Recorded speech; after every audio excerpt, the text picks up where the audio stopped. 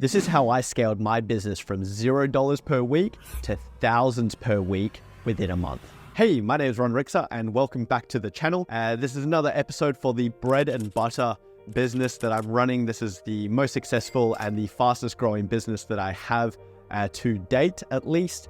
And I'm excited to catch this up. As you can see, I'm not in normal attire for my YouTube videos, but this is actually the brand that this business has turned into, and I'm very excited to catch you up because the point of this channel, if you're new here, of course, is to basically see everything live as it's happening within my businesses and projects as well, not just businesses. So what I wanted to talk about in this video is where businesses go wrong when they start making money.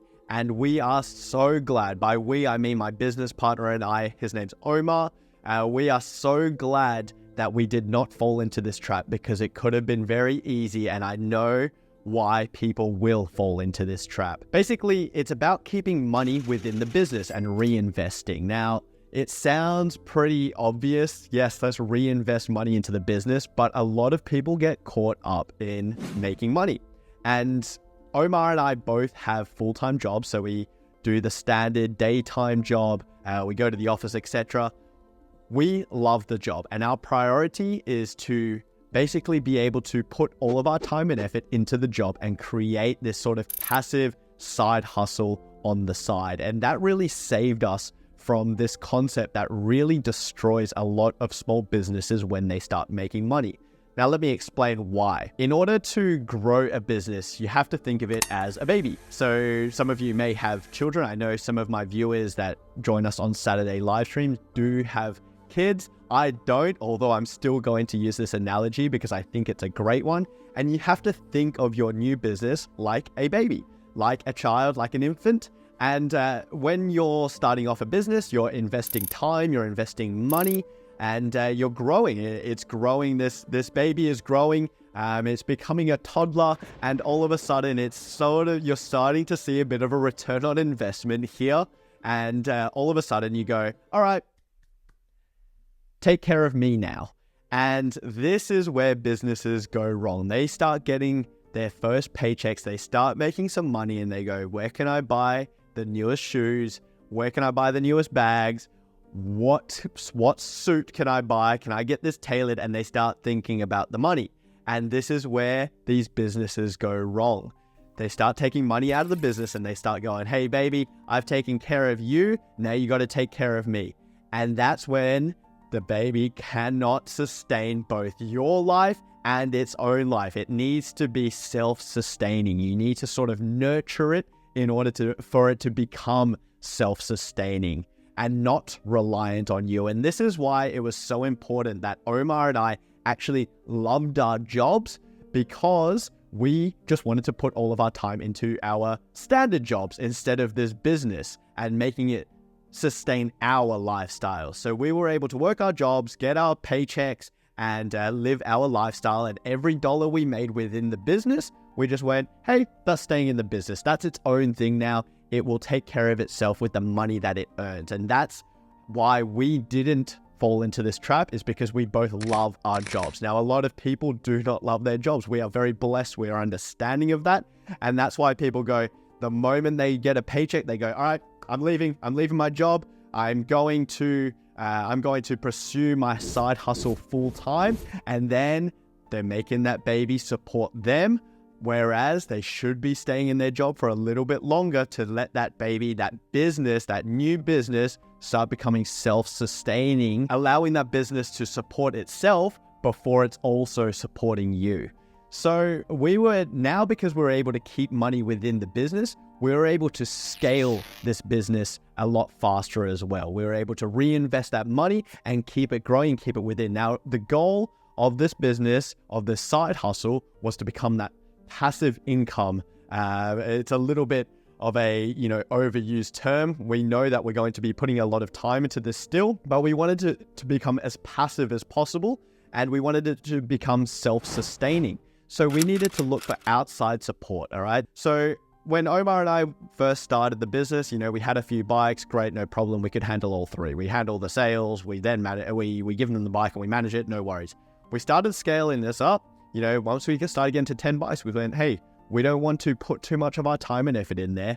We have our own jobs, and that was our priority and still is our priority as well.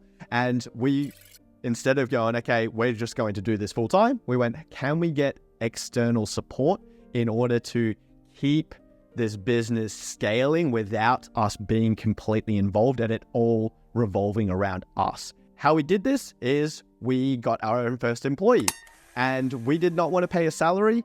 We didn't want to take on all that risk. What we did was we found a young gentleman. Actually, the young gentleman is editing this video right now as well. He's become the editor for a few of my projects. We put him on a commission basis, which took a lot of risk out of our business. Instead of paying someone a salary and you'll get this no matter what, we like the commission model. Why do we like the commission model? Obviously, I spoke about risk, where what we earn is what you will earn. Your performance is what you will earn. And that was basically the two big points. We went, okay, look, if we're not making money, you're not making money.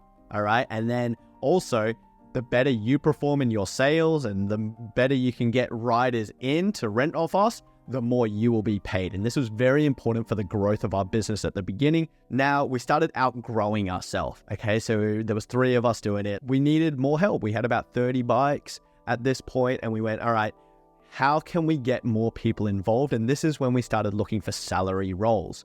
Now, we weren't looking for salary roles in Australia. Why?